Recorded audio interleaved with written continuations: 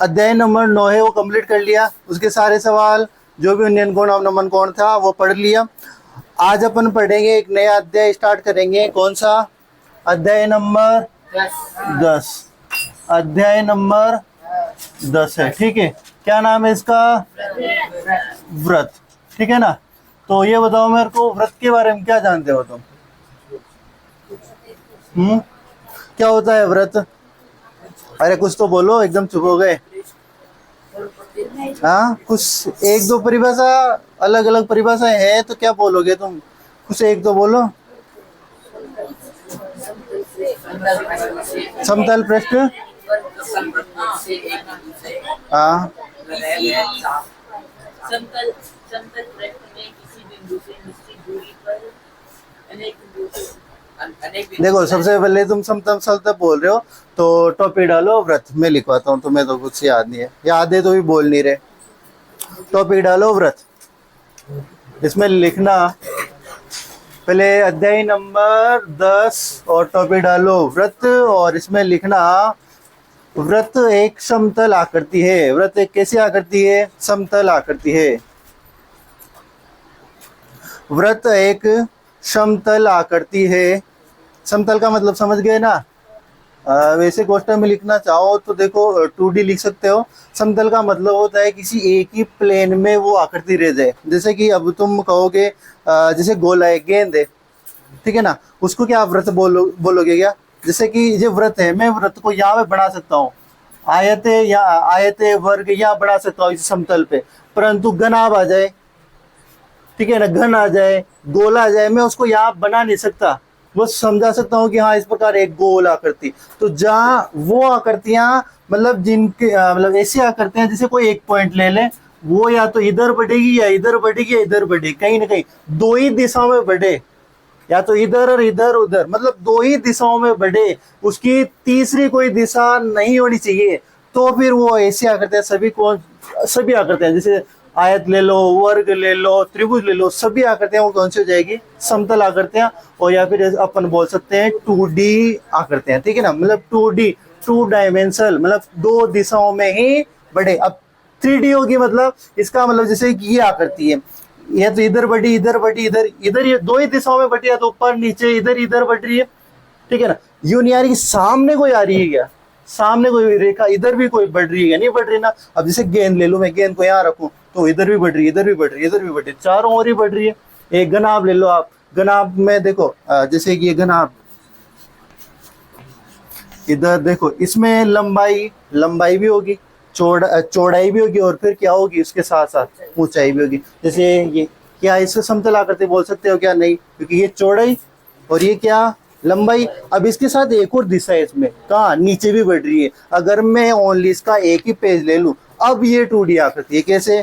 क्यों? क्योंकि इसकी देखो ये एक लंबाई होगी, ये चौड़ाई होगी, इसकी कोई हाइट नहीं है पर एकदम नगण्य, तो अपन एक 2D आकृति इसको बोल सकते हैं। तो 2D आकृति मतलब जहाँ पे ओनली दो विमान हो। तो क्या लिखा तुमने व्रत में? व्रत एक समतल आकृति, लिख लिया। पहली लाइन इंपॉर्टेंट लाइन कि व्रत कैसी आकृति है? समतल आकृति। अब अगली लाइन में इसकी परिभाषा लिखना। समतल पर स्थित। अब व्रत कैसे बनेगा? व्रत की परिभाषा क्या होगी एग्जैक्ट? तो समतल पर स्थित किसी निश्चित बिंदु से, समतल पर स्थित किसी निश्चित बिंदु से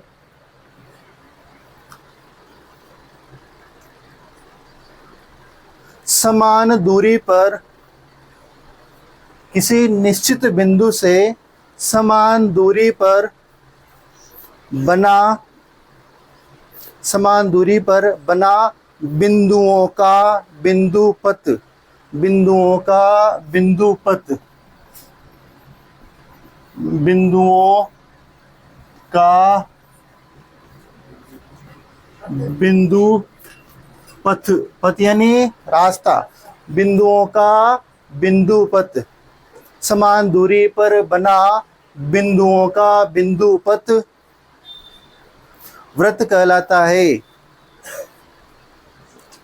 देखो क्या परिभाषा बोली है, देखो इस बोर्ड को तुम क्या मान लो? एक समतल।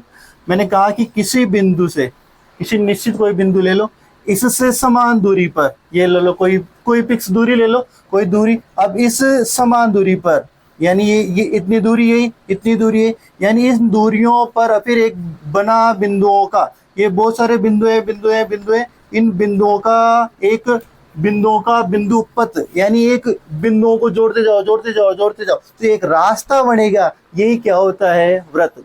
ठीक है, क्यों नहीं है, देखो ये बिंदु ले लिया, यहाँ पे देखो यहाँ की डिस्टेंस इतनी है और यहाँ की डिस्टेंस इधर ज्यादा है, ऐसा नहीं है, जितनी, ये एक निश्चित बिंदु लिया, इस निश्चित बिंदु से सभी बिंदुओं का जो वो दूरी है, बिंदुओं की दूरी, वो इस निश्चित बिंदु से क्या होगी, वो दूरी समान होगी, तब जाके क्या बनेगा, आपके वृत्त। और वो की वही सारी चीज में लिखा है कि समतल पर स्थित किसी निश्चित बिंदु से बना बिंदुओं का बिंदु पथ क्या होगा, वृत्त कहलाएगा। एक और परिभाषा इसकी जो अगली लाइन में लिख लो, क्या है, चलो कोई बताइएगा मेरे को, एक और परिभाषा लिखवाऊंगा मैं इसकी।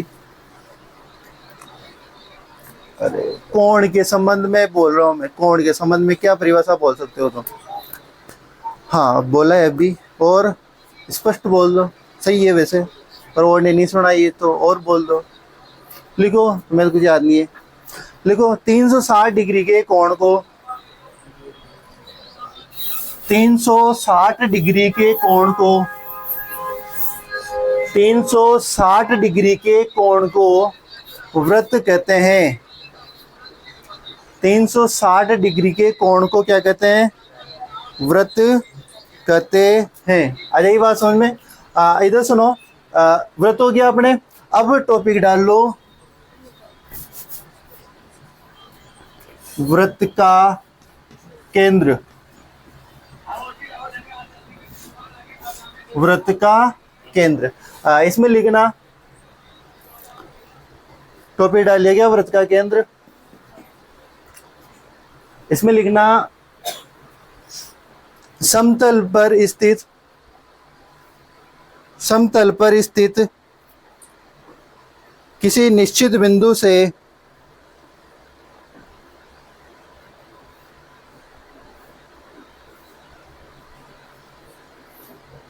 किसी निश्चित बिंदु से समान दूरी पर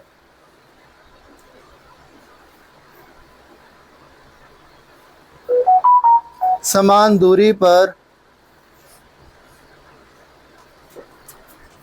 समान दूरी पर बना बिंदु पथ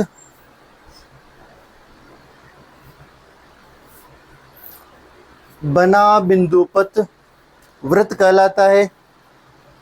अब आप ये सोच रहे हो कि सर परिभाषा तो आप केंद्र की लिखवा रहे थे, वृत्त की कहाँ से लिखवा दी, तो इसी से आगे बढ़ेंगे अपन, क्या कहलाता है, वृत्त कहलाता है, लिख लिया यहाँ तक, फिर कोमा लगाना, वह निश्चित बिंदु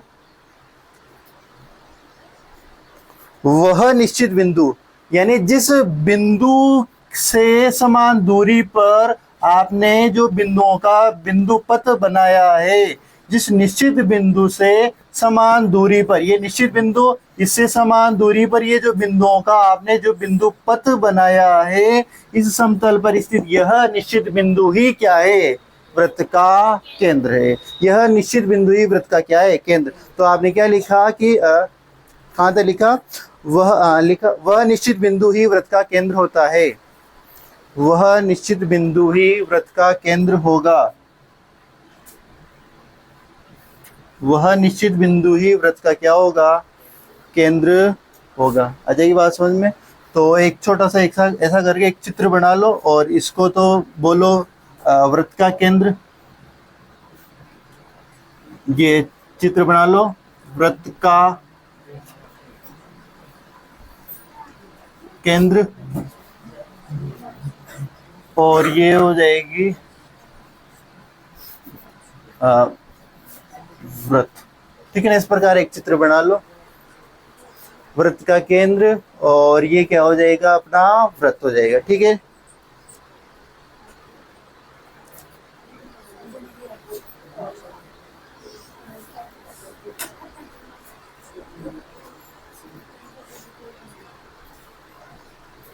परिधि की भी मैं यही लिखवा देता हूँ परिभाषा, जो बिंदु पथ है ना, जो मैं बोल रहा हूँ कि किसी निश्चित बिंदु से बना बिंदु पथ, तो वो जो बिंदु पथ है ना, वही क्या है, वृत्त की परिधि है, जानते हो आप। तो ऐसा करो, नेक्स्ट टॉपिक में ले लो वृत्त की परिधि, वृत्त की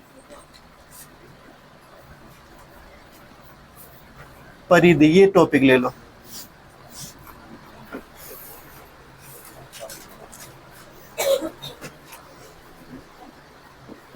इसमें लिखो वृत्त की परिधि, इसमें लिखना वृत्त की परिधि में लिखना कि समतल पर स्थित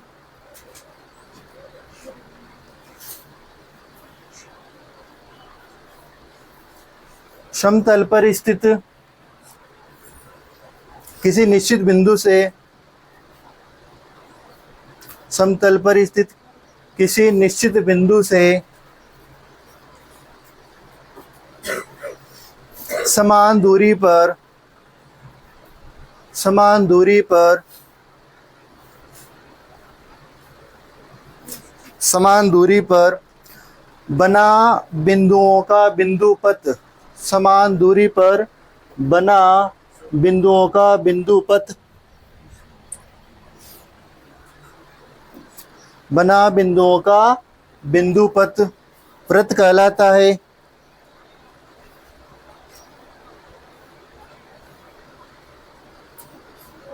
वृत्त कहलाता है। यह बिंदुपथ, यह बिंदुपथ वृत्त की परिधि होती है।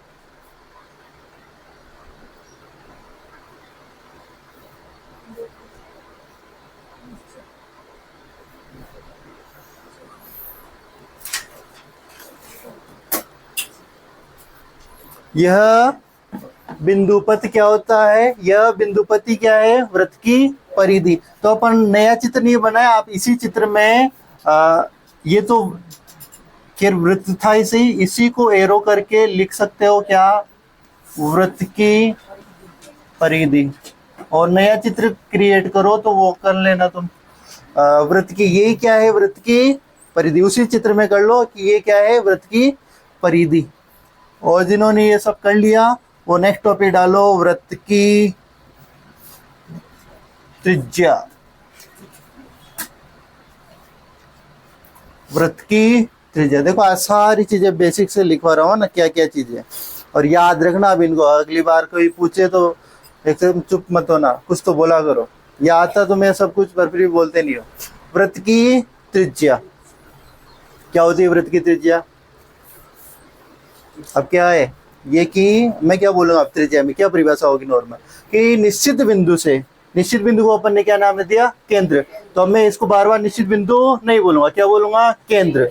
और मैं इसको बिंदुओं का बिंदुपथ नहीं बोलूंगा, अब क्या बोलूंगा, परिधि बोलूंगा, क्योंकि इसका नाम भी अब क्या आ गया, परिधि। तो त्रिज्या में लिखो, त्रिज्या में परिभाषा में लिखना, वृत्त के केंद्र से, वृत्त के केंद्र से परिधि पर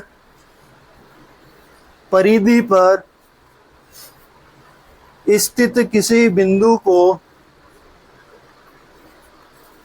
वृत्त के केंद्र से परिधि पर स्थित किसी बिंदु को, परिधि पर स्थित किसी बिंदु को मिलाने वाला रेखाखंड, मिलाने वाला रेखाखंड, मिलाने वाला रेखाखंड वृत्त की त्रिज्या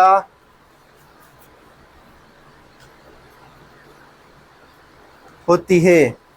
यानी वो जो रेखाखंड है, आपने परिधि पर स्थित कोई बिंदु, उसको किससे मिला दो आप, उस वृत्त के केंद्र से मिला दोगे, तो जो रेखाखंड प्राप्त होगा वही आपके क्या हो जाएगी, वृत्त की त्रिज्या। आ जाएगी बात समझ में। नीचे अगली लाइन में लिखना, वृत्त की त्रिज्या को, हाँ अगली लाइन में, वृत्त की त्रिज्या को,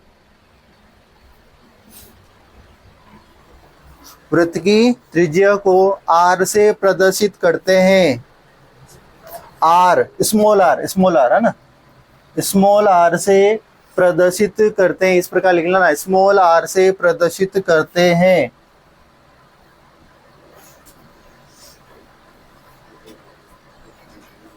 ऐसा एक चित्र बना लो, ठीक है ना।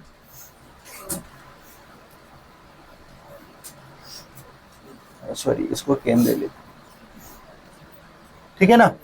एक चित्र बनाओ जिसमें इस प्रकार ए बी, फिर नीचे लिखना है यहाँ पे ए बी वृत्त की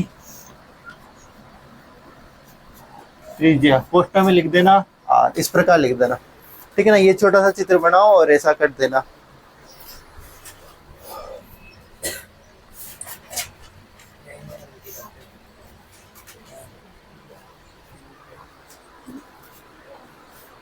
ये सारी चीजें हो गई क्या?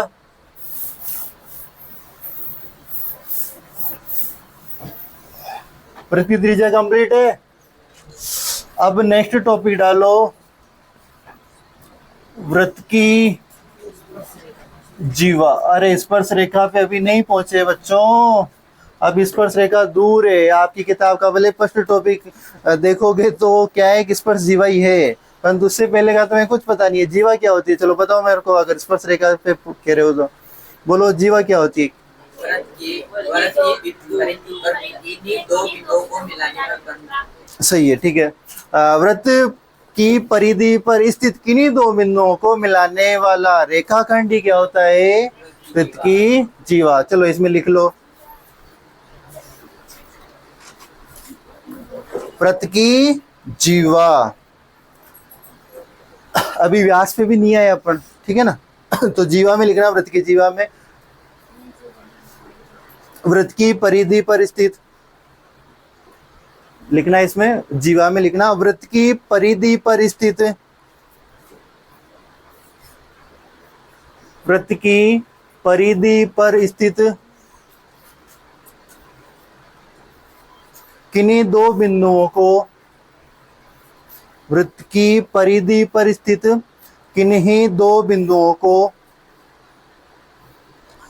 मिलाने वाला रेखाखंड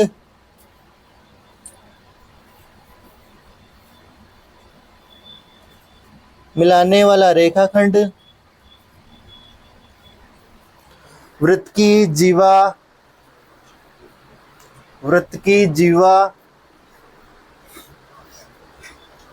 कहलाती है। वृत्त की क्या कहलाती है, जीवा।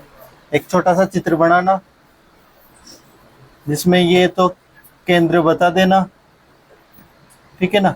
और यहाँ पे ए बिंदु, देखो ये परिधि, इस परिधि पर स्थित कोई दो बिंदु लिए मैंने, इन दोनों बिंदु को क्या किया, आपस में मिला दिया। अब ये दो बिंदु यहाँ हो सकते हैं, कहीं पे भी हो सकते हैं, कहीं पे भी हो सकते हैं इस वृत्त की परिधि पर, यूं कैसे भी। तो ये जो क्या है, ये ए बिंदु ले लो, ये बी बिंदु, तो ए बी क्या हो जाएगी यहाँ पे, वृत्त की जीवा। इस प्रकार एक चित्र बना लो छोटा सा, ए बी वृत्त की क्या है, जीवा, ठीक है।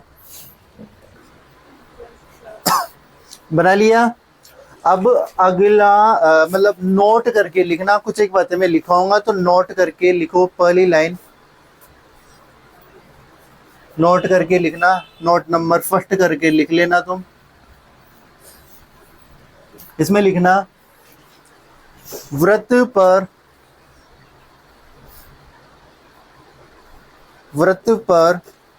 अनंत बिंदु होते हैं, वृत्त पर अनंत बिंदु होते हैं,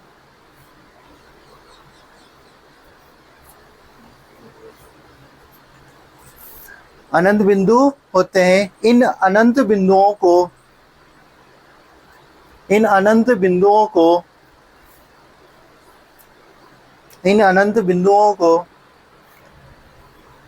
आपस में मिलाने पर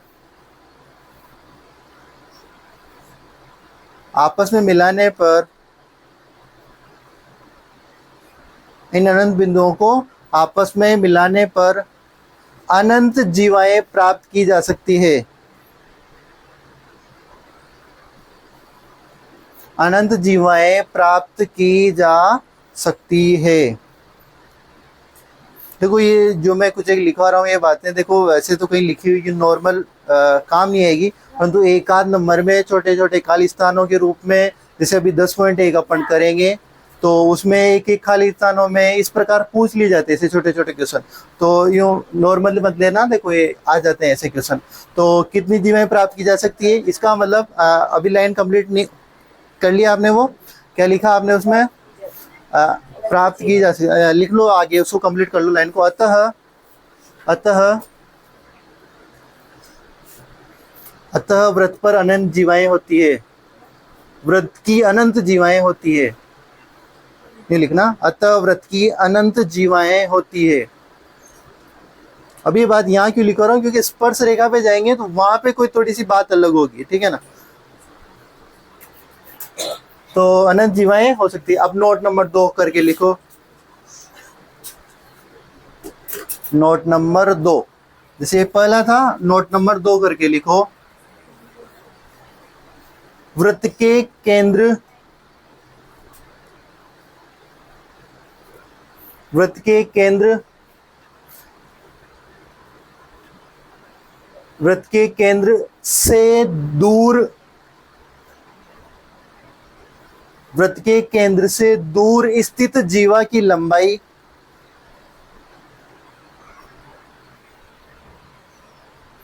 वृत्त के केंद्र से दूर स्थित जीवा की लंबाई, जीवा की लंबाई वृत्त के पास स्थित,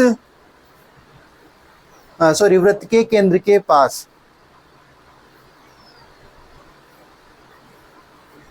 वृत्त के केंद्र के पास स्थित जीवा की लंबाई,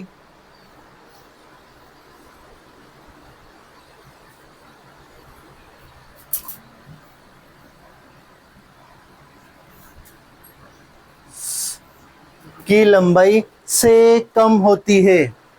देखो क्या लिखा है मैंने, से कम होती है, एक लाइन कंप्लीट कर लो तुम, क्या लिखा है इधर सुनना। मैंने कहा कि वृत्त का केंद्र, वृत्त के केंद्र से दूर, अब देखो ये वृत्त का केंद्र, इससे मैं कहीं दूर यहाँ पे एक जीवा खींच रहा हूँ, ठीक है, और एक वृत्त के केंद्र के पास एक जीवा खींच रहा हूँ, ये भी जीवा है और ये भी जीवा है, किस जीवा की लंबाई कम है, जो वृत्त के केंद्र से दूर है। तो मैंने यही लिखा है उसमें कि वृत्त के केंद्र से दूर स्थित जीवा की लंबाई वृत्त के केंद्र के पास स्थित जीवा की लंबाई से क्या होती है, कम, ये इसकी कम होती है, दूर स्थित जीवा की लंबाई क्या होती है, कम होती है। आ जाइए बात समझ में। नोट नंबर 2 कंप्लीट हो गया, ठीक है। इसी को और अगर नोट नंबर 3 में अगर इस बात को ऐसा लिखना चाहे तो जैसे जैसे वृत्त के केंद्र से पास स्थित जीवाओं की लंबाई वृत्त के केंद्र स्थित जीवाओं की लंबाई के साथ साथ घट मतलब दूर जाते जाएंगे, इसकी जीवाओं की लंबाई क्या होती जाएगी, घटती जाएगी। लिखोगे इस लाइन को भी या फिर इससे समझ जाओगे। चलो अगला टॉपिक डालो तुम, तो फिर वृत्त का व्यास, जीवा से काम हो गया अपना। वृत्त का व्यास टॉपिक क्या रहेगा अपना अगला, वृत्त का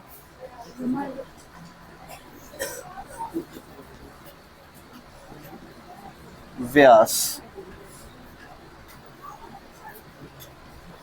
क्या होगा वृत्त का व्यास, बोलो। लिखो चलो।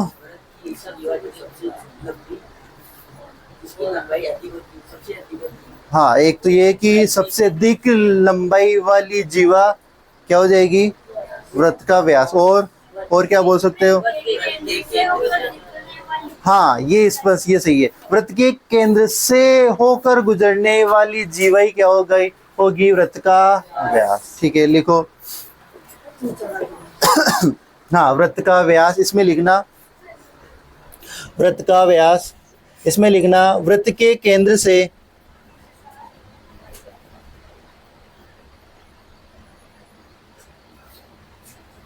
वृत्त के केंद्र से होकर गुजरने वाली जीवा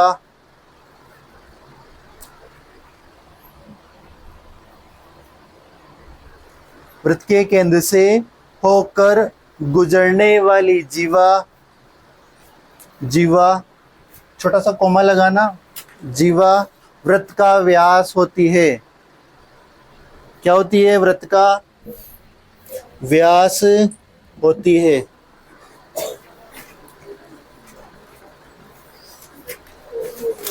वृत्त का व्यास होती है, अर्थात अर्थात अर्थात वृत्त की सबसे बड़ी जीवा, अर्थात वृत्त की सबसे बड़ी जीवा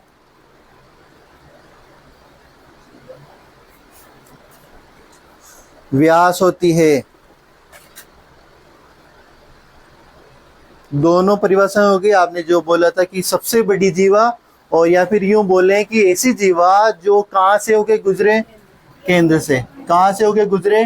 केंद्र। ये वृत्त का केंद्र, या तो मैं बोलूं इस वृत्त की सबसे बड़ी जीवा, सबसे बड़ी जीवा वही होगी जो यहाँ से होके गुजरेगी, या फिर सबसे बड़ी जीवा और यहाँ कहाँ से गुजरे? वो केंद्र से।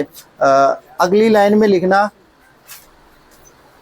नॉर्मली आपने क्या पढ़ा है, व्यास के लिए क्या परिभाषा पढ़ी है वो लिख लो। अब त्रिज्या का दुगना, ये भी तो पढ़ा है आपने, पढ़ा है ना, तो ये भी लिख लो। त्रिज्या का दुगना व्यास कहलाता है।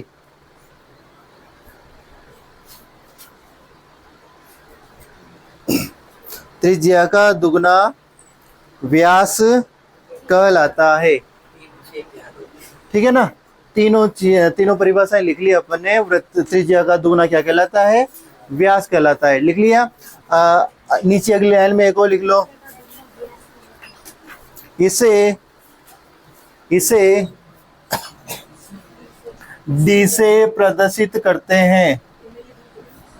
डी, स्मॉल डी है ना, स्मॉल डी से प्रदर्शित करते हैं। स्मॉल डी से प्रदर्शित करते हैं।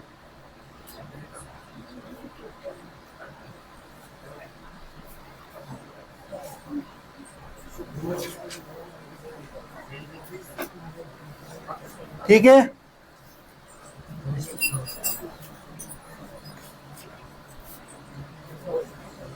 ये चित्र बनाओ, और चित्र के साथ ये मैं देखो कुछ एक लिख रहा हूं। वृत्त की जीवा क्या? A B. यही क्या है? वृत्त का व्यास है। इसको किससे प्रदर्शित किया? डी से। यहाँ पे मैंने ओ बिंदु है, तो मैं इस वृत्त का व्यास को इधर सुनना, ये इतना सा, या ऐसे ओ तक का टुकड़ा क्या कहलाएगा? आर, त्रिज्या। और ये भी क्या होगी? आर। ठीक है, ये भी आर, और यहां से ये भी आर। तो एओ प्लस, मैं इस ए बी को एओ प्लस ओ बी लिख सकता हूँ क्या? लिख सकता हूँ ना। अरे एओ का मान कितना? आर, और ओ बी का मान भी कितना? आर। लिख सकता हूँ ना ऐसा। ये किसके बराबर चल रहा है? ए बी के। और आर कितना हुआ? 2r। इसका मतलब त्रिज्या का दुगना क्या होता है? व्यास होता है। त्रिज्या का क्या कर दिया? दुगना, वही क्या आया? व्यास। आ जाएगी बात समझ में? तो इतना सा ये उतार के इसको भी लिख लो। लिख लिया? कर लिएगी कंप्लीट? हाँ, जल्दी करो जल्दी करो। हो गया क्या? जिनके हो गया वो अब टॉपिक डालो। अब आप आना है जो आपकी किताब का टॉपिक है, यानी इस किताब में, इस अध्याय में आप जिसके बारे में नॉर्मली ज्यादा पढ़ोगे वो है वृत्त की स्पर्श रेखा। अब आया है आपका टॉपिक स्पर्श रेखा। इसको टॉपिक डालो, इसके बारे में पढ़ेंगे अपन। इसमें वृत्त की स्पर्श रेखा।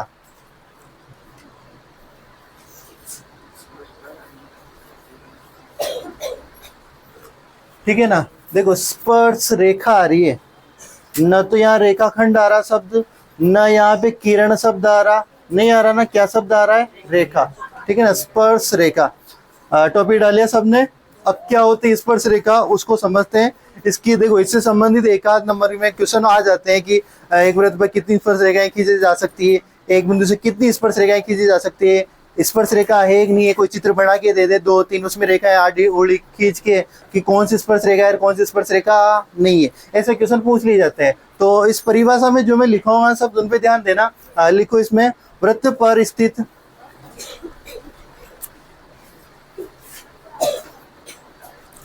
वृत्त पर स्थित किसी एक बिंदु से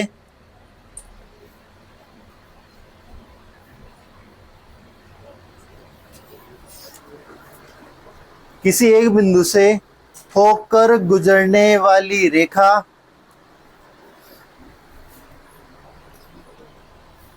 वृत्त पर स्थित किसी एक बिंदु से होकर गुजरने वाली रेखा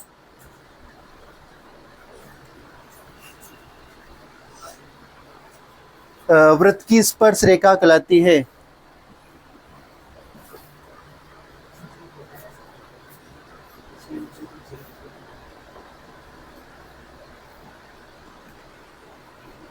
अभी समझा दूंगा और 1 मिनट आगे क्या लिखा तुमने? वृत्त पर स्थित किसी बिंदु, देखो ये लो, चलो साथ के साथ ही समझ लो। देखो इधर सुनो, ये वृत्त, ठीक है, ये वृत्त का केंद्र, ठीक है। अब ये जो वृत्त है ये अनंत बिंदुओं से मिलकर बना है। अभी थोड़ी देर पहले ये भी कहा था मैंने कि अनंत बिंदुओं को, इनको आपस में 2 बिंदुओं को मिलाने पर क्या बन जाएगी? जीवा बन जाएगी। अब बाकी स्पर्श रेखा में क्या कहा कि वृत्त पर स्थित किसी एक बिंदु, कोई भी ले लो, कहीं भी ले लो, ये बिंदु ले लिया मैंने यहाँ पे, ठीक है। इस बिंदु को स्पर्श मतलब इससे होकर गुजरे एक रेखा। अब देखो मैं एक रेखा बना रहा हूं, चलो ये रेखा बनाई मैंने, ठीक है। क्या ये रेखा इस वृत्त के कहीं छू के निकल रही? क्या नहीं निकल रही ना। मैं एक रेखा एक और बना रहा हूं, क्या यह जो रेखा बनाई है या ये रेखा किसी एक बिंदु से होकर गुजर रही है या 2 बिंदुओं से? 2 से। इसका मतलब ये भी स्पर्श रेखा नहीं है, ये स्पर्श रेखा नहीं, तो फिर कौन सी है? ऐसी स्पर्श रेखा जो ओनली मात्र एक बिंदु को स्पर्श करे, इस बिंदु को, इसी को स्पर्श करे, वही स्पर्श रेखा होगी। आ जाइए बात समझ में।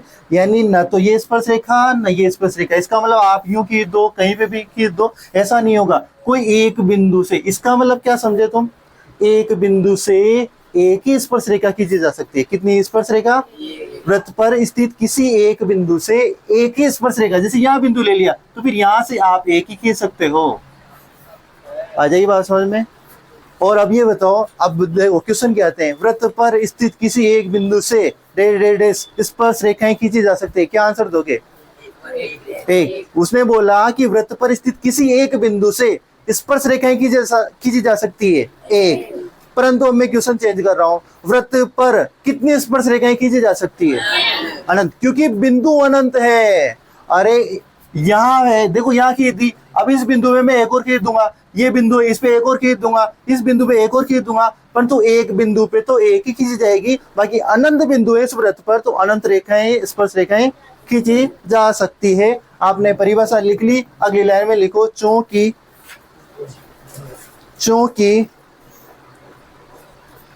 वृत्त पर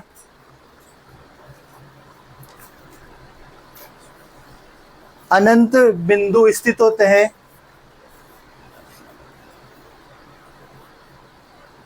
चूंकि वृत्त पर अनंत बिंदु स्थित होते हैं,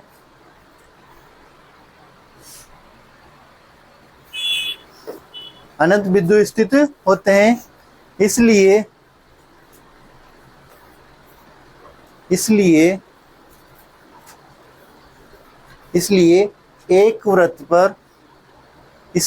एक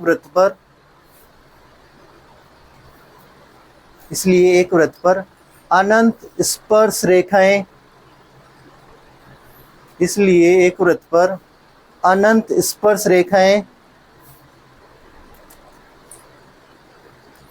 खींची जा सकती है।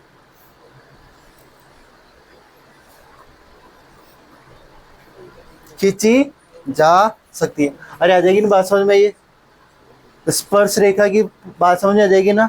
तो जो आपने परिभाषा लिखवाई थी ना, उसमें मैंने लिखवाया था कि वृत्त पर स्थित किसी एक बिंदु से, लिखवाया था ना, उस एक बिंदु को तुम चाहो तो अंडरलाइन कर सकते हो, वही काम की बात है कि एक बिंदु से एक स्पर्श रेखा खींची जा सकती है। ठीक है, अब अगला टॉपिक रहेगा अपना स्पर्श बिंदु। क्या रहेगा? स्पर्श बिंदु। स्पर्श बिंदु लिखो इसमें,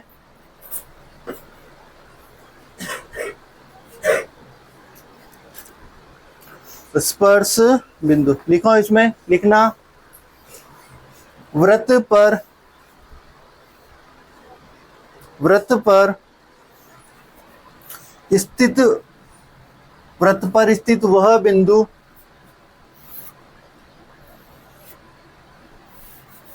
जिससे स्पर्श रेखा गुजरे,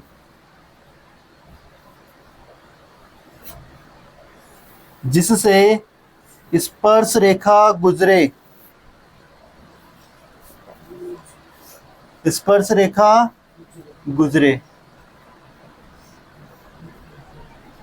ठीक है, स्पर्श रेखा गुजरे। और ये चित्र बना लो। देखो फिर नीचे लिस्ट में लिख देना,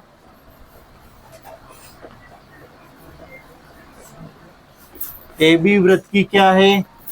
स्पर्श रेखा। ठीक है, पी क्या है? स्पर्श बिंदु। समझ में आ गया ना? मतलब जिस बिंदु से वो स्पर्श रेखा गुजर रही है, फिर वो बिंदु ही क्या हो जाएगा? स्पर्श बिंदु। ये जो बिंदु P है, ये इसका क्या हो गया? स्पर्श बिंदु।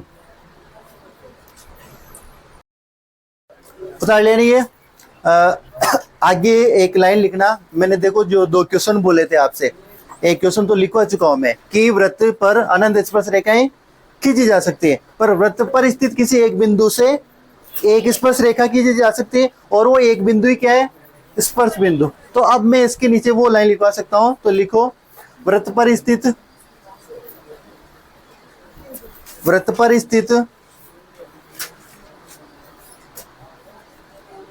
किसी एक स्पर्श बिंदु से वृत्त पर स्थित किसी एक स्पर्श बिंदु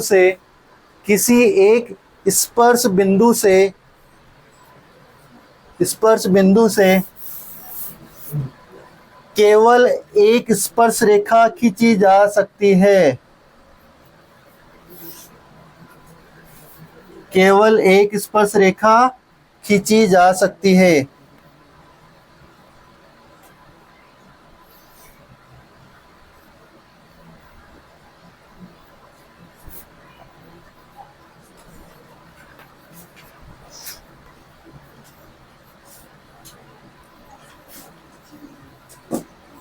ठीक है ना?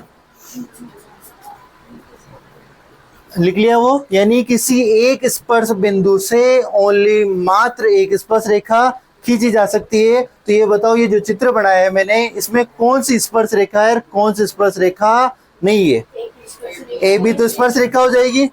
बाकी क्या एम एन स्पर्श रेखा है क्या? नहीं है। आर एस स्पर्श रेखा है क्या? नहीं है। तो लिखो अगली लाइन में, वहीं पे नीचे लिख लो,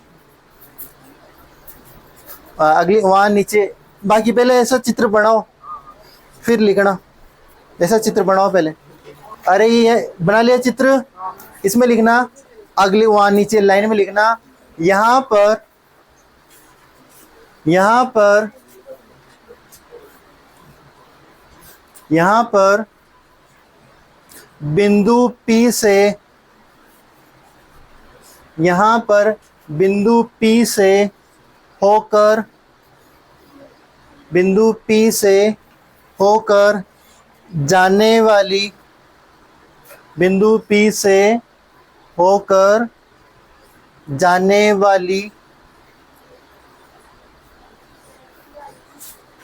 वाली सभी रेखाओं में से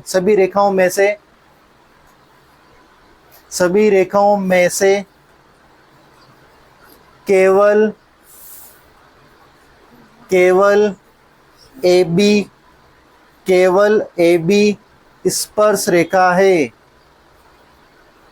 केवल स्पर्श रेखा है, केवल AB स्पर्श रेखा है। अब ये बताओ मेरे को, सर आपने ये रेखाएं खींच दी और इतनी सारी रेखाएं तो खींच दी, 3 रेखाएं 4 रेखाएं खींच दी आपने, ठीक है। एक रेखा चलो मैं और ये खींच दूं, ये लो मैंने एक और रेखा खींच दी, ठीक है। इधर सुनो, इतनी सारी रेखाएं खींच दी, परंतु ये बताओ ये तो एक नॉर्मल रेखा हो जाएगी, परंतु चलो ये एक नॉर्मल रेखा हो जाएगी, इससे तो इस वृत्त से कोई लेना देना नहीं है, पर वृत्त पर ये इतनी रेखाएं खींच दी, इनमें आप बोल रहे हो कि AB ही स्पर्श रेखा है, तो फिर MN और जो RS है ये क्या है? ऐसा क्वेश्चन आया क्या दिमाग में? ये कौन सी रेखा है?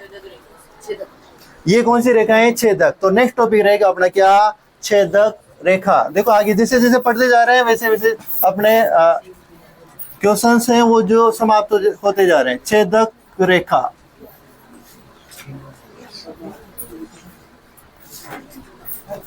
टॉपिक क्या रहेगा अपना अगला?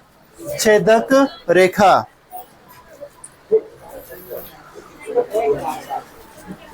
छेदक रेखा टॉपिक डालिए सबने? अरे डालिए टॉपिक। चलो इसमें लिखना, लिखो वृत्त पर स्थित, वृत्त पर स्थित दो बिंदुओं से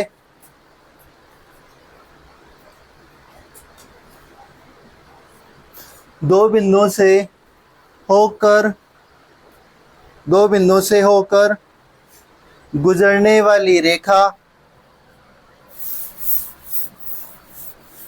दो बिंदुओं से होकर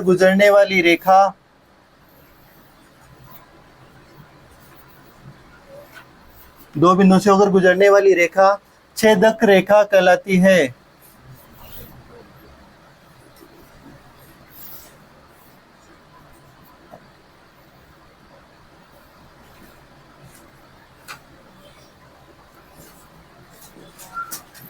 दो बिंदुओं से होकर गुजरने वाली रेखा क्या कहलाती है? छेदक रेखा कहलाती है। अब एक मिनट ये बताओ, तुम्हारे क्वेश्चन डाउट हुआ क्या यहाँ पे? कुछ तुम्हारे तो होता नहीं है, पर फिर भी किसी को हुआ हो? सर दो बिंदुओं से होकर गुजरने वाले, एक और आपने पहले लिखवाया था, कुछ क्या लिखवाया था? जीवा। पर जीवा में फिर छेदक रेखा में अंतर क्या है?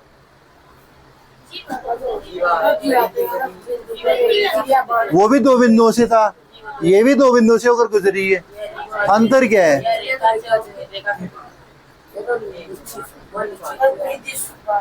क्या अंतर है?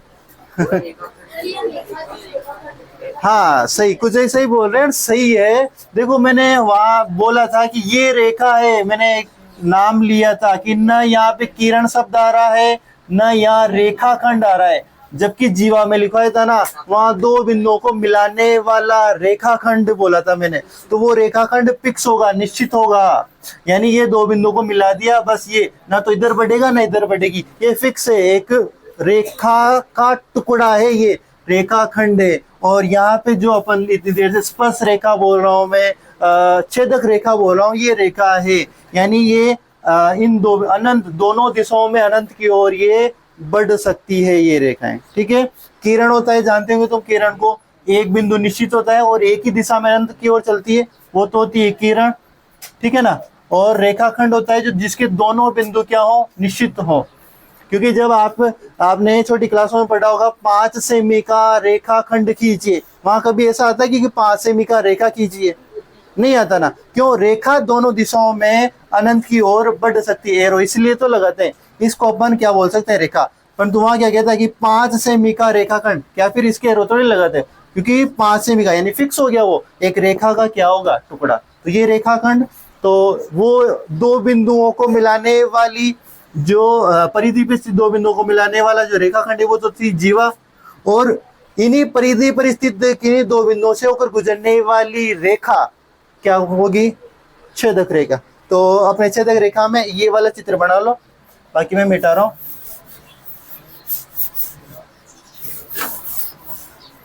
छेदक रेखा, इनके एरो लगाना सही तरीके से ना, तब जाके तुम्हें कंफर्म हो।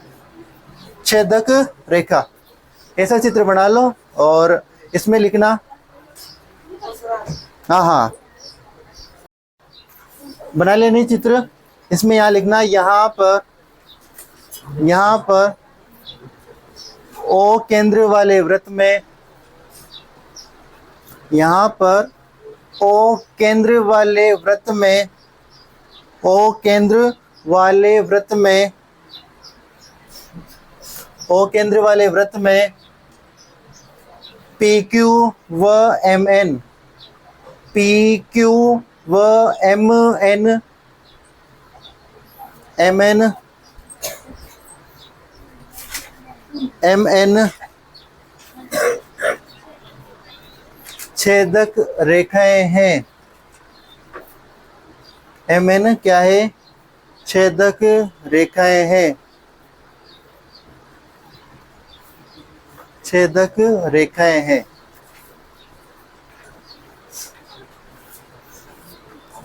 छेदक रेखाएं हैं। एक और ऐसा करो, छेदक रेखा में एक स्पेसिफिक बात है, नोट करके वो लाइन लिख लो मेरी वैसे, ठीक है? नोट करके एक लाइन लिखो, छेदक रेखा में वृत्त की करना के नहीं, वृत्त की किसी छेदक रेखा के, वृत्त की किसी छेदक रेखा के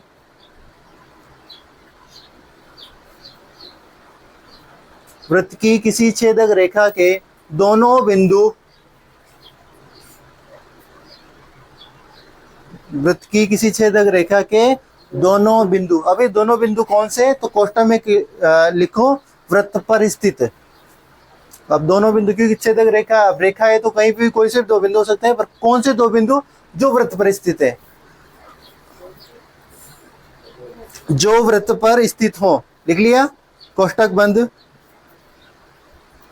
कोष्ठक बंद। मैंने देखो क्या लाइन बोला था मैं, वृत्त की किसी छेदक रेखा के दो बिंदु, ठीक है ना?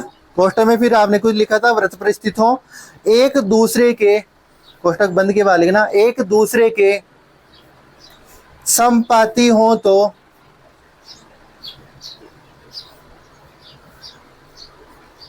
एक दूसरे के क्या हो? समपाती हो तो वह छेदक रेखा,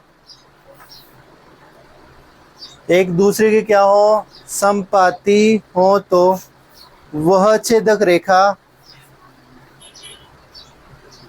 एक दूसरे के क्या हो? समपाती हो तो वह छेदक रेखा क्या रेखा हो जाएगी? बोलो कौन सी रेखा हो जाएगी? तुम खुद ही बताना। देखो ये मैंने वृत्त, इस वृत्त पर ये एक छेदक रेखा, चलो मैं किसी एक ही छेदक रेखा की बात कर रहा हूं, ठीक है ना? ये लो, ये एक छेदक रेखा है। परिभाषा में मैंने क्या बोला? अभी लाइन में क्या बोला कि किसी वृत्त की छेदक रेखा के दो बिंदु, मैंने लिखा कि वो वृत्त पर स्थित हो, ये दो बिंदु, ये वाला और ये वाला, ये दो बिंदु आपस में क्या हो जाए? एक दूसरे के क्या हो? समपाती हो तो वह छेदक रेखा अब क्या बन जाएगी? ये आपसे पूछ रहा हूं मैं।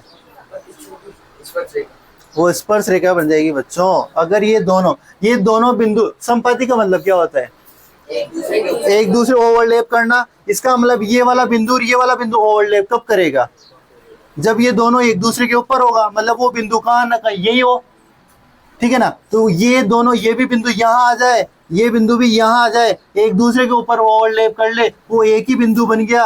और अगर ये दोनों बिंदु आपस में समपाती हो जाते हैं एक दूसरे के ऊपर, मतलब फिर वहां पे दो बिंदु नहीं बोल सकते अपन उनको, वो एक ही है। समपाती का मतलब, जैसे आपने रेखाएं कक्षा अध्याय नंबर 3 में पढ़ा था, जब दो रेखाएं समपाती होती थी तो फिर वहां जैसे कि ये रेखा बनाया मैंने, इसके ऊपर एक और रेखा समपाती, तो अपन ऐसे दो एरो करते थे कि हाँ इसके ऊपर एक और रेखा है, पर थोड़ा एक्स्ट्रा तो ही साइड में तो निकालते थे।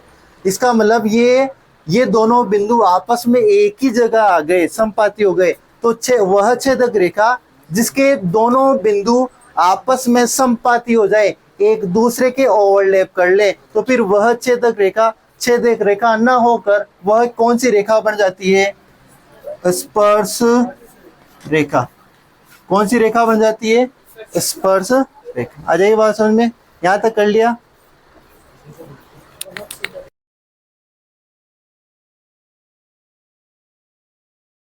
इधर सुनो, ये तो स्पर्श रेखा हुई। अब मैं तुम्हें 5 मिनट का समय दे रहा हूँ, जो भी मैंने लिखा है ना अब तक उसको सारे को एक बार आंख डालो, पढ़ लो एक बार। कहीं कुछ समझ में नहीं आया तो उसको पूछ लेना। इसके बाद अपन पढ़ेंगे इसी अध्याय की प्रमेय 10.1, इसको पढ़ेंगे। तो पहले आपको मैं कुछ समय दे रहा हूँ, जो अब तक लिखा है उसको पढ़ो, उसमें कुछ चीज पूछना हो तो वो पूछ लो, नहीं तो फिर अपन पढ़ेंगे प्रमेय 10.1। इसी की आधार पर 10.1 अपने खत्म हो जाएगी, इस प्रमेय के आधार पे। पढ़ लिया आपने? चलो इधर सुनो, अब अपन स्टार्ट करें प्रमेय 10.1। अब देखो इसके आधार पर अपने जो 10.1 है, एक्सरसाइज 10.1 वो चलेगी इसी के आधार पर। और इम्पोर्टेंट भी क्वेश्चन आ जाता है कभी कि वृत्त की, देखो 10.1 प्रमेय है क्या। देखो ये जो मैंने लिखी है लाइन, ये किताब की ही लाइन लिखी है, ठीक है ना। आप भी खुद भी किताब में पढ़ो क्या कह रहा है। वृत्त के किसी बिंदु पर स्पर्श रेखा, ठीक है, वृत्त के किसी बिंदु पर स्पर्श रेखा, स्पर्श रेखा स्पर्श बिंदु से जाने वाली त्रिज्या पर लंब होती है। देखो क्या कह रहा है, इधर सुनो, जैसे जैसे वो कह रहा है अपन चित्र बनाए पहले। तो वो कह रहा है कि वृत्त पर,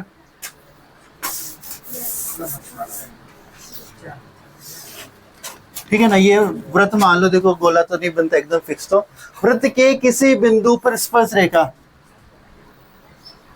ये लो ये वृत्त, ठीक है ना, इसका किसी बिंदु पर ये क्या खींच दी मैंने, स्पर्श रेखा, ये पी की स्पर्श रेखा खींच दी। आ जाइए बात समझ में, स्पर्श रेखा खींच दी। वृत्त के किसी बिंदु पर स्पर्श रेखा, स्पर्श बिंदु, ये कौन सा बिंदु हो गया, स्पर्श बिंदु। इसको नाम दे दो, चलो ये दे दो ए बी और ये दे दो पी, ठीक है। और ये इस वृत्त का क्या केंद्र ओ, ठीक है। तो वृत्त के किसी बिंदु पर स्पर्श रेखा, स्पर्श बिंदु से जाने वाली त्रिज्या, स्पर्श बिंदु, अब त्रिज्या कौन सी होगी, यहां से खींचेंगे अपन इसको, तो स्पर्श बिंदु से ये जो रेखाखंड जा रहा है ये क्या हो गई, त्रिज्या।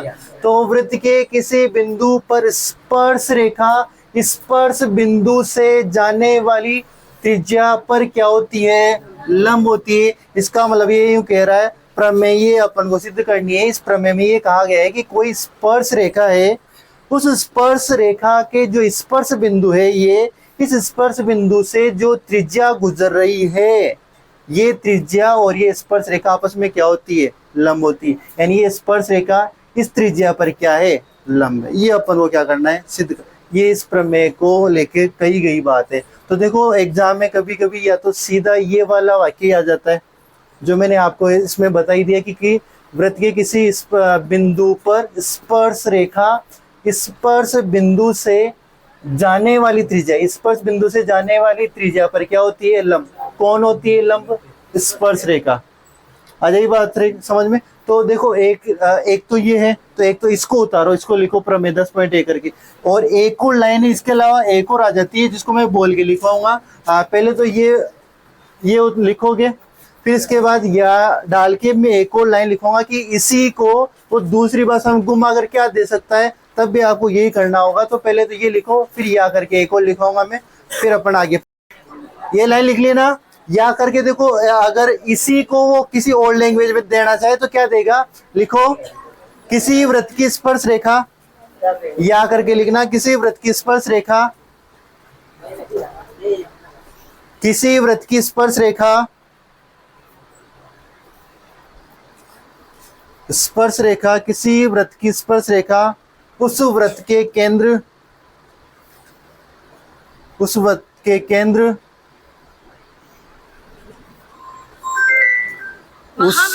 उस वृत्त के केंद्र वह स्पर्श बिंदु, उस वृत्त के केंद्र वह स्पर्श बिंदु से होकर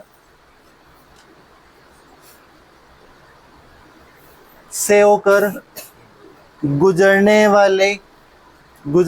वाला रेखाखंड, वाली करना, गुजरने वाली रेखाखंड,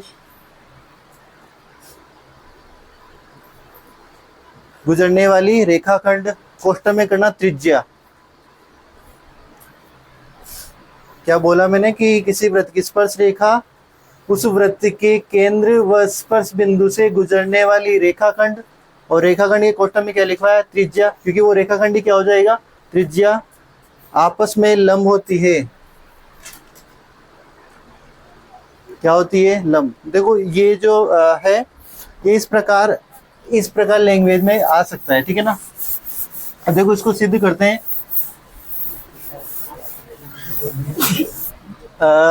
ये चित्र बना लो, साथ के साथ ही चित्र बनाओ। इसको सिद्ध कैसे करेंगे, अरे सुनो, इसको चित्र बना लो ये जल्दी से, और फिर इसको सिद्ध करते हैं ना। ये आपके इस वृत्त का केंद्र हो जाएगा O, ठीक है। इस वृत्त के केंद्र पर ये एक स्पर्श रेखा है PQ, ये A बिंदु है और ये एक त्रिज्या है, ठीक है। चित्र बनाने के साथ साथ इधर सुनना, यहाँ पे लिखोगे दिया है। आपको देखो सॉल्व कैसे करोगे इसको, दिया है प्रमेय कौन सी, ये 10.1, इसको सिद्ध कर रहे हैं। वो जो स्टेटमेंट था वो लिखी थी अपन ने, 2 स्टेटमेंट मैंने, एक तो खुद किताब का, एक अपना लिखवा दिया है। अब आपको क्या दे रखा है, एक वृत्त दे रखा है, उस प्रमेय में दे क्या रखा है आपको, एक वृत्त दे रखा है, वृत्त की एक स्पर्श रेखा दे रखी है और एक क्या दे रखी है, जीवा, सॉरी त्रिज्या दे रखी है। तो दिया है ओ केंद्र वाले वृत्त में PQ स्पर्श रेखा व AO त्रिज्या है। देखो अपन को प्रमेय में क्या क्या दे रखा है कि O केंद्र एक वृत्त दे रखा है और वृत्त के साथ एक स्पर्श रेखा दे रखी है, स्पर्श रेखा के साथ साथ अपन को क्या दे रखी है, त्रिज्या। अपन को सिद्ध क्या करना है कि देखो मैं यही लिख रहा हूं, सिद्ध करना है, सिद्ध करना है। देखो सिद्ध करना में क्या सिद्ध करना है बताओ, अपन को ये सिद्ध करना है कि जो PQ है वो लंब किस पे है, ठीक है। या तो देखो ये जो PQ है ये लंब किस पे है, OA पे, या उल्टा कर लो इसको, कोई नहीं, OA लंब है PQ, ठीक है। यानी ये त्रिज्या इस स्पर्श रेखा पे क्या है, लंब, ठीक है, ये है।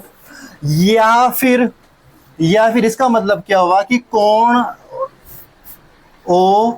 OAQ ये आपको कितना डिग्री लाना है, 90 डिग्री। या तो ये सिद्ध करो या फिर ये सिद्ध करो, ये सिद्ध करना है। अब ये बताओ, जब अपन इससे पहले वाला अध्याय पढ़ रहे थे वहां उसमें यहाँ पे दिया होता था, अब लिखते थे कि दिया है मीनार वगैरह लिखते थे ना, दिया है, यहाँ ये लिखते थे। फिर लिखते थे, यहाँ क्या लिखते थे, उसके जस्ट नीचे ज्ञात करना, क्या लिखते थे, ज्ञात। पर यहाँ पे मैंने ज्ञात करना के स्थान पे क्या लिखा, सिद्ध करना। तो ये लिखा मैंने सिद्ध करना कि ये चीज सिद्ध करनी है, और सिद्ध करने ज्ञात करना लिखते थे। यहाँ पे फिर उसके नीचे क्या लिखते थे, हल, क्या लिखते थे, हल। परंतु ये चीज कब होती थी, दिया हुआ लिखते थे, ठीक है ना, दिया हुआ लिखते थे, फिर लिखते थे ज्ञात करना, और फिर सीधा लिखते थे हल, ये चीज लिखते थे। परंतु अभी सिद्ध प्रमेय सिद्ध कर रहे हैं, तो दिया हुआ लिख दिया। अब सिद्ध करना है, क्या सिद्ध करना है, अगर अपन को अब सिद्ध करने के नीचे लिखते हैं रचना, क्या लिखते हैं, रचना, कि आपको जो दिया हुआ है उस दिए हुए में आपको कुछ एक्स्ट्रा चाहिए, आप कुछ रचना करना चाह रहे हो, तो वो रचना यहाँ लिखो। अब देखो इसमें कुछ रचना करेंगे अपन, क्या करेंगे,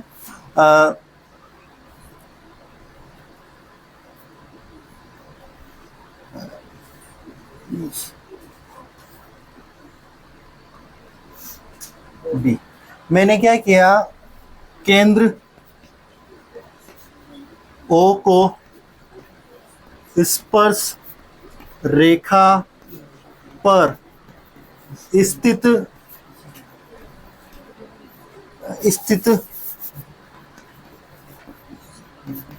किसी बिंदु बी से क्या किया, मिला। ये अपन ने एक्स्ट्रा वर्क किया है। दिया तो क्या था, ओ केंद्र वाले वृत्त में पी की स्पर्श रेखा और क्या दिया था, ए ओ एक त्रिज्या, ये इतना दे रखा था। अपने अपनी तरफ से क्या किया कि केंद्र ओ के स्पर्श रेखा पर क्या लिखा लाइन में,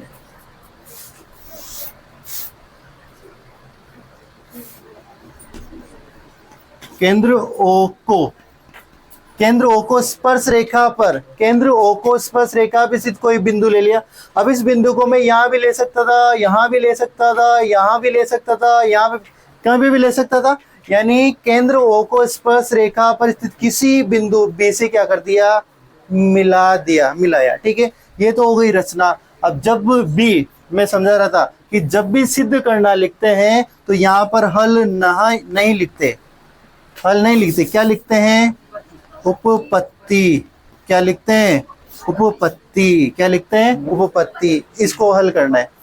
अब उपपत्ति यानी इसको हल करें, मतलब इधर सुनो, तो उपपत्ति लिखते हैं। देखो दिया हुआ वे सिद्ध करना, अगर सिद्ध करना लिख रहे हैं तो यहाँ पे हल ना लिख के क्या लिखते हैं, उपपत्ति। आगे से भी ध्यान रखना, आगे जब कभी सवाल करेंगे अध्याय नंबर 6 में वगैरह, तो जब सिद्ध करना आता है तो यहाँ पे क्या लिखा जाता है, उपपत्ति। अब उपपत्ति में क्या होगा, इधर सुनना, मेरे को ये चीज बताओ, अपन दो चीजों की तुलना करेंगे, ओ ए व ओ बी में तुलना करने पर ये बताओ मेरे को, ओ ए, आपको ए नजर आ रहा है और ए क्या नजर आ रहा है, ओ बी नजर आ रहा है।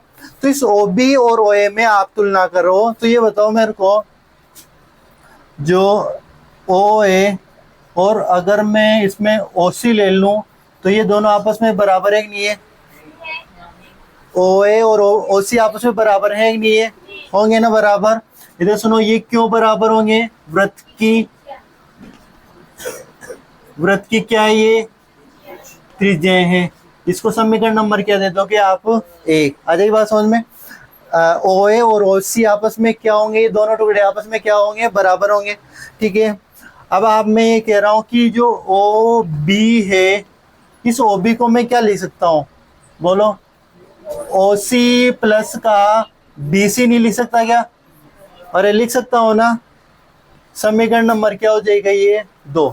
देखो समीकरण 1 में क्या लिखा कि ओ ए, दोनों आपस में त्रिज्याएं हैं, दोनों बराबर। फिर मैंने ओनली ओ बी को लिया, ये ओ से बी तक का पार्ट लिया और इसको मैं 2 टुकड़ों में ओ सी प्लस का क्या लिख सकता हूँ, बी सी लिख सकता हूँ ना, क्योंकि ये टुकड़ा और ये टुकड़ा ये मिलके तो ओ बी ओ ए बन रहा है, ओ बी। तो समीकरण 1 व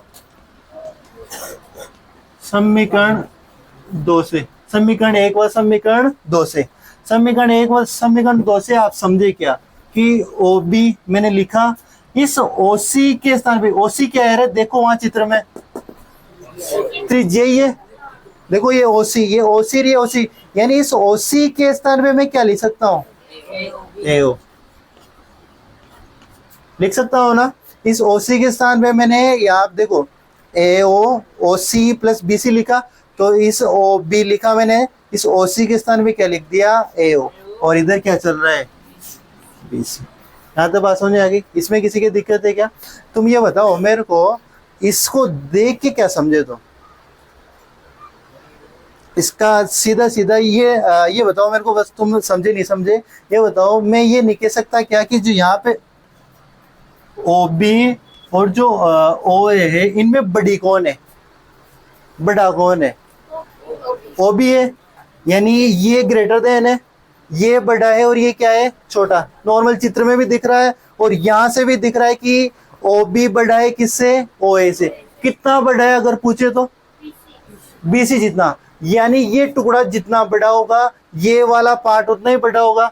अगर मैं इस बिंदु, इस बी बिंदु को अगर यहाँ लेता तो मतलब बड़ा तो था परंतु कम बड़ा होता। मैं इस बी बिंदु को अगर यहाँ लेता तो अब भी जो ओ बी है वो बड़ा होता, परंतु कितना बड़ा होता, मैं जितना भी इस बिंदु को पास में लेता उतना ही कम बड़ा होता। यही बात है। मैं अगर इस बिंदु को बिल्कुल बी पे ले लूं तो बिल्कुल बराबरी हो जाएगा ना मामला। पर अभी आपने ये जो बी बिंदु है स्पर्श रेखा पे कहीं पे भी ले लिया ठीक है। तो ये जो मान है ये बड़ा है किससे, ओ ए से। तो अपन यहाँ लिख सकते हैं अतः, तो जो अपन सिद्ध कर रहे हैं ना वो चीज आएगी। अपन से इससे क्या मतलब निकला कि ओ बी है वो बड़ा है, ग्रेटर देन है ओ ए से। अगर आपसे पूछा जाए कितना बड़ा है तो आपको पता है कि वो कितना है, बीसी के बराबर बड़ा है, ठीक है, इतना बड़ा है। अब मेरे को ये बताओ, जब मैं तुम्हें किसी चीज की हाइट नापनी है, ठीक है ना, या फिर मेरे को गेट तक जाना है, या मुझसे मान लो कि मुझे गेट तक जाना है। गेट तक जाने के लिए मुझे ये बताओ कि मैं किस दिशा में चलूं कि सबसे कम दूरी आए। या फिर आप किसी दो चीजों की लंबाई नाप रहे हो, मैं तुमसे कहूं कि तुम इस छत से यहाँ तक की दूरी नापो, क्या करोगे आप? एक फीता वहां पकड़ेगा बच्चा, एक फीता यहाँ पकड़ा, ऐसा नापोगे क्या? मैं कह रहा हूँ लंबाई नापो, इसकी मिनिमम लंबाई नापो, क्या करोगे आप? बिल्कुल एकदम सेंटर वहां ऊपर लोगे, एकदम आप कहोगे कि सीधा पकड़, नीचे वाले से कहोगे क्या कहोगे? सीधा पकड़। सीधा क्यों? 90 डिग्री पर पकड़, यही तो कहोगे ना। यानी किसी दो बिंदुओं के बीच की मिनिमम दूरी, कम से कम दूरी निकालने के लिए आप क्या कहोगे कि एकदम सीधा पकड़, 90 डिग्री पे पकड़। यानी इन दो बिंदुओं के बीच की ये सबसे कम दूरी कब होगी? सबसे कम दूरी कब होगी? यानी सबसे कम दूरी ओ है। और ये कब दूरी कब होगी? जब ये आपस में क्या हो? लंब हो। ये आपस में क्या हो? लंब हो। इसका मतलब अपन ये कह सकते हैं कि ये जो बी बिंदु है, अगर आप इसको हल्का सा भी इस ए से हल्का सा भी इधर करोगे तो जो ओ ए से है ये ओ बी क्या हो जाएगी? हल्की सी भी क्या हो जाएगी? बढ़ जाएगी। ये मिनिमम दूरी कब होगी? जब ओ ए इस पर क्या हो? लंब हो। तब जाके ये दूरी क्या हो सकती है? एकदम ये दोनों इससे आपस में बराबर कब होंगे? जब ये बी बिंदु आपस में इसी पे हो। और ये मिनिमम दूरी कब होगी? जब ये आपस में क्या हो? लंब हो। तो एक मिनट यहाँ तक उतारो, फिर मैं वो जो बातें मैंने ये बोल के बोली है ना, ये सारी चीजें लिख पाऊंगा। एक मिनट यहाँ तक उतार लो, बस यहाँ तक उतार लिया ना। देखो अपने दिया हुआ क्या था, ओ केंद्र वाले वृत्त में पी क्यू स्पर्श रेखा और ओ ए क्या है? त्रिज्या है। ये दे रखा है। सिद्ध करना में लिखा कि ये ओ ए पी क्यू पर क्या है? लंब। ये सिद्ध करना है अपन को। या फिर यहाँ पे 90 डिग्री अपन ये सिद्ध करते हैं। मैंने रचना की, क्या रचना की? केंद्र ओ को स्पर्श रेखा पर कोई एक अन्य बिंदु लिया, उससे क्या कर दिया? मिला दिया। किसको मिलाया? केंद्र को मिला दिया, ठीक है। फिर लिखा उपपत्ति, उपपत्ति में ओ ए जो वो अपनी त्रिज्या दी हुई थी, और अपन ने एक जो रचना की है उन दोनों के आपस में तुलना कर रहे। तुलना की तो दो ओ ए और ओ सी आपस में वृत्त की त्रिज्या है तो बराबर होगी। फिर मैंने ओ बी को क्या लिखा कि ओ सी प्लस बी सी है। ये बी सी का टुकड़ा कितना बड़ा होगा? जितना आप इसे दूर लेते जाओगे उतना बड़ा, और जितना पाल होगा कम होता जाएगा। समीकरण 1 और 2 की तुलना आपसे देखा कि ओ बी लिखा, इस ओ सी के स्थान पे क्या लिख सकता हूं मैं? ओ ए प्लस बी सी। आप इस समीकरण को देख के ये पता कर सकते हो कि ओ बी बड़ा है, किससे बड़ा है? ओ ए से। कितना बड़ा है? बी सी के बराबर। तो यहाँ भी ये लिखा अतः ओ बी ग्रेटर देन, बड़ा है किससे? ओ बी से। मैंने ये कहा कि किन्हीं दो बिंदुओं के बीच की मिनिमम दूरी आपको निकालनी है, तो आप क्या कहोगे कि उनके एकदम लंबवत दूरी नापोगे। आप किसी भी दो बिंदुओं के बीच की दूरी निकालना चाहते हो, छत से लेके यहाँ तक के फर्श की दूरी निकालोगे तो क्या कहोगे? लंबवत पकड़। यही कहोगे ना कि लंबवत पकड़ जब जाके दूरी नपेगी। हल्का सा भी तिरछा करोगे, हल्की सी ज्यादा दूरी आ जाएगी। हल्की सी आएगी भले, पर आएगी। अगर 90 डिग्री के एंगल पे नहीं पकड़ा तो ज्यादा आएगी। यहाँ तक लिख लिया, उतार लिया। अब ऊपर का लिख लिया था मैं, देखो ये लिखो, इसको साथ के साथ लिख लिया ना, फिर समझा भी दूंगा।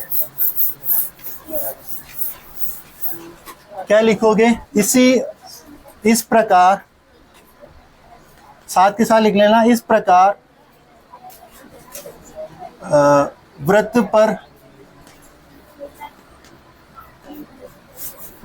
पर स्थित बिंदु ए के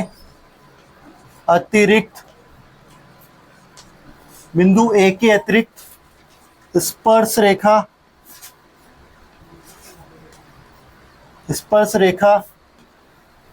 पी क्यू पर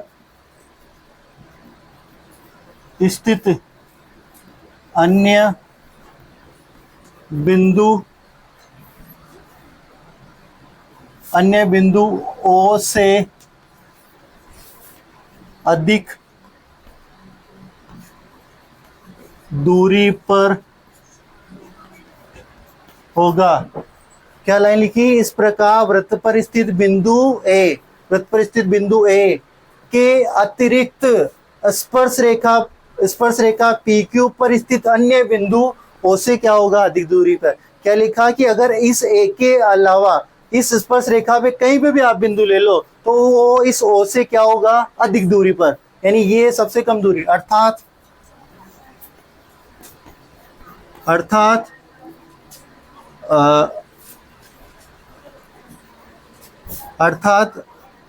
वृत्त पर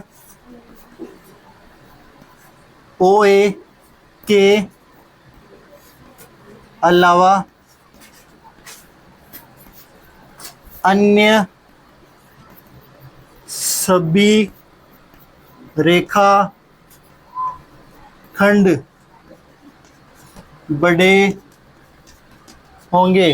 यानी अगर वो बिंदु इस, क्या लिखा अर्थात इस लाइन से क्या समझे कि वृत्त पर ओए, इस ओए के अलावा अन्य सभी रेखाखंड क्या होंगे, बड़े होंगे। क्या होंगे, स्माइलिंग फेस, क्या होंगे, बड़े होंगे। तब मतलब अतः ओ ए लंब है किस पे, पी क्यू पे, या कोण ओ ए क्यू बराबर कितना डिग्री, 90 डिग्री। और यही सिद्ध करना चाह रही थी, सिद्ध। ठीक है, फिर आज के लिए इतना ही काफी है, कल मिलते हैं फिर। हाँ बाकी इसको पढ़ना, कल और समझा दूंगा तो मैं ना।